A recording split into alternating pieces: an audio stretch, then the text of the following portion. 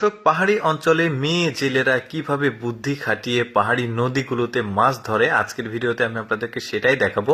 পুরোপুরি ভিডিওটা দেখতে থাকুন। অনেকেই কিন্তু এরকম কিছু আগে দেখেনি। দেখুন, এই মেয়েটার দুইটা শিকারী কুকুর আছে। তো কুকুরের পিঠে করে সে এই যে মাছ ধরা যে খাঁচা যেটাতে মাছ ধরবে সেটা সে নিয়ে যাচ্ছে। এরপরে সে কিছু বাঁশ নিয়েছে।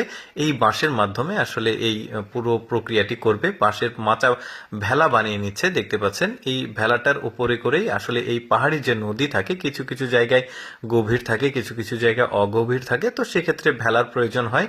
তো দেখতে পাচ্ছেন মেয়েটা বাঁশের একটা সুন্দর ভেলা বানিয়েছে, সেখানে কিন্তু সে উঠে এই কুকুর দুইটাকে নিয়ে যাচ্ছে। যেই পজিশনে গিয়ে সে ওই খাঁচাগুলো আসলে ফাঁদ হিসেবে পানির মধ্যে রাখবে সেখানে আসলে নিয়ে যাচ্ছে। তো ভেলাটা নিয়ে কিছু কিছু জায়গাতে বাঁশের ঝাড় গাছ আছে, গাছগাছালি বেশি আছে, তো যেখানে মাছগুলো লুকিয়ে থাকে, তো সেই জায়গাতে নিয়ে গিয়ে এই খাঁচাগুলো ডুবিয়ে রাখছে।